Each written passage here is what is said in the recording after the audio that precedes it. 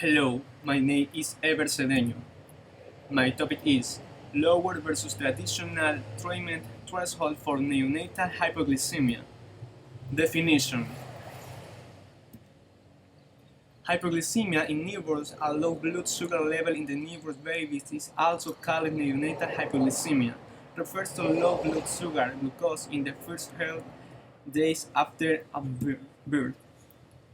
One video. Staff in the nursery after a child is born. It simply means that the baby's sugar is lower than what it should be. Now, generally, that's defined as something less than 30 milligrams per deciliter within the first 24 hours of life, or 45 milligrams per deciliter thereafter. If the problem is not detected and treated quickly, it can have long-term consequences for that child. There is a group of newborns that clinicians know will have problems metabolizing sugar. Specifically, children who are born of mothers with gestational diabetes. They've had a great deal of blood sugar coursing through their veins because the mother was producing that excess sugar while they were in utero. When that baby is born, suddenly that supply of excess blood sugar is cut off. But yet the baby was producing a lot of insulin to compensate and metabolize that blood sugar.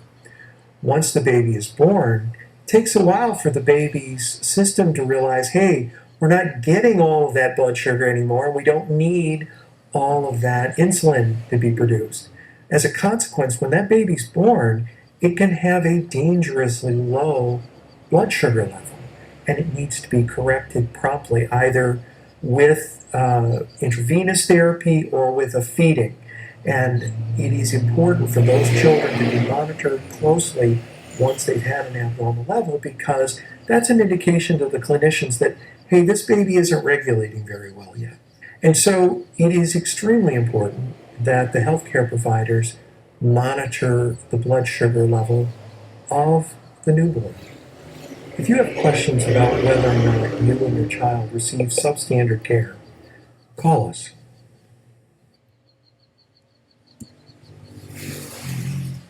Application in medicine. Hypoglycemia is still a problem in which controversy persists on the definition, clinical importance, and more optimal clinical management. It is important and base the operation of the problem, and all networks show the screening at the rise of the following two videos.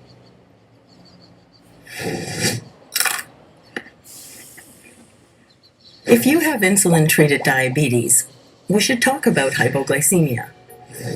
Hypoglycemia is when your blood sugar falls too low.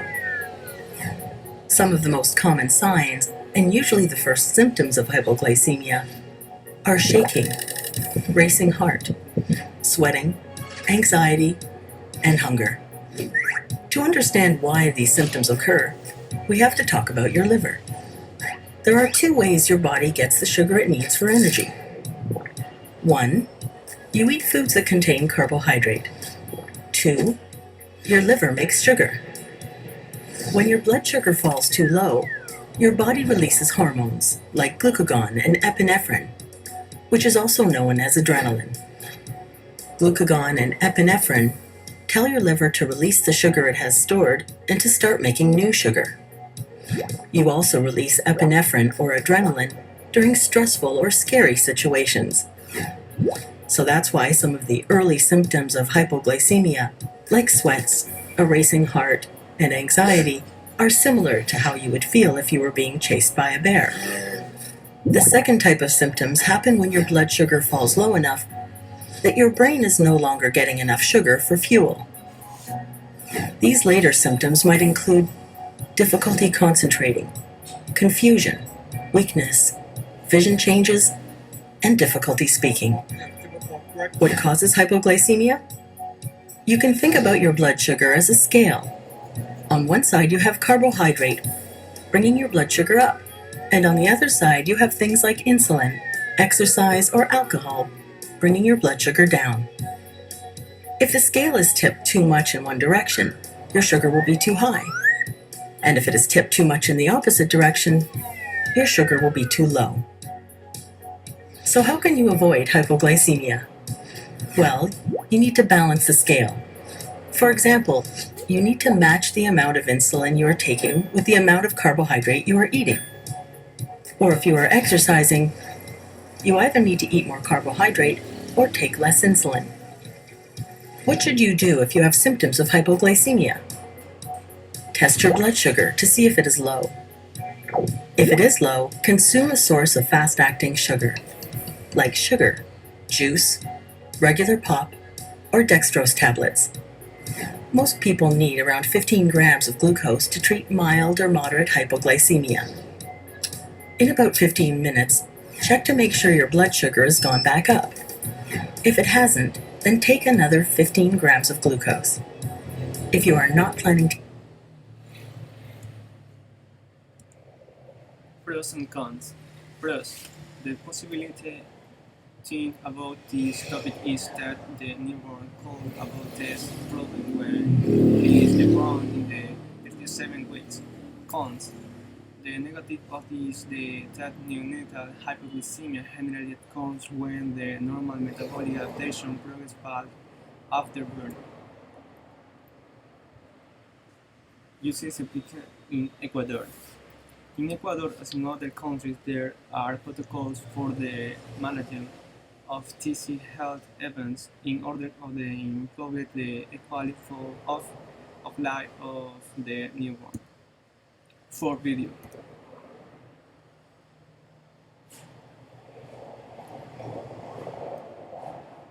Infant distress means your baby is having difficulties.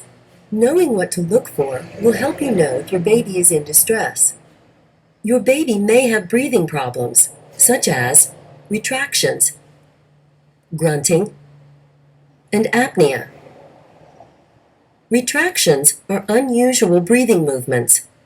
With each breath, your baby's chest muscles pull in the skin around the bones. Grunting is a noisy breathing sound. Your baby may grunt to keep air in the lungs.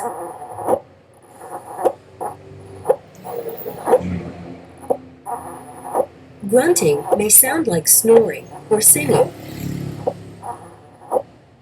Apnea is a condition in which your baby pauses breathing for 15 to 20 seconds.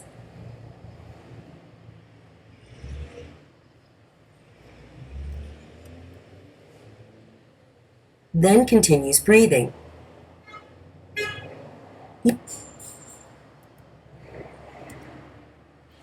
Conclusion.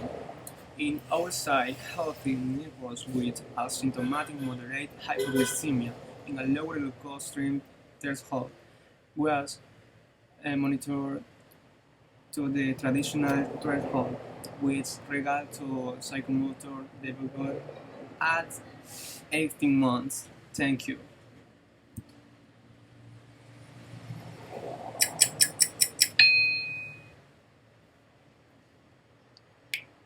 In neonates, hypoglycemia is common, and in severe cases it can cause neurologic impairment.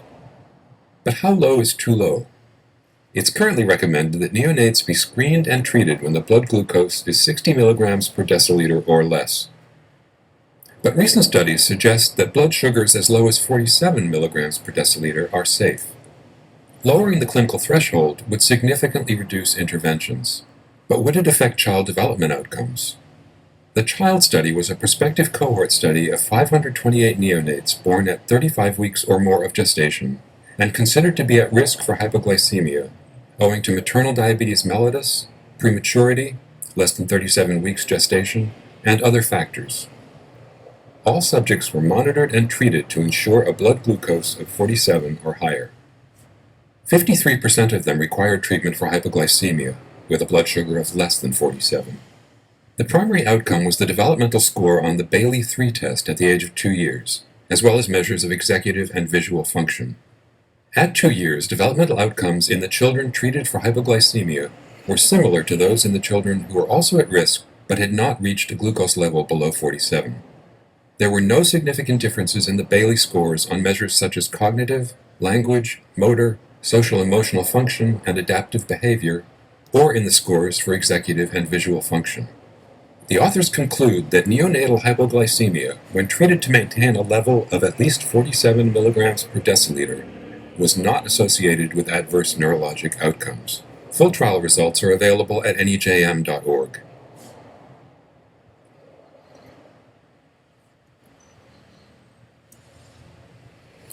Thank you so much.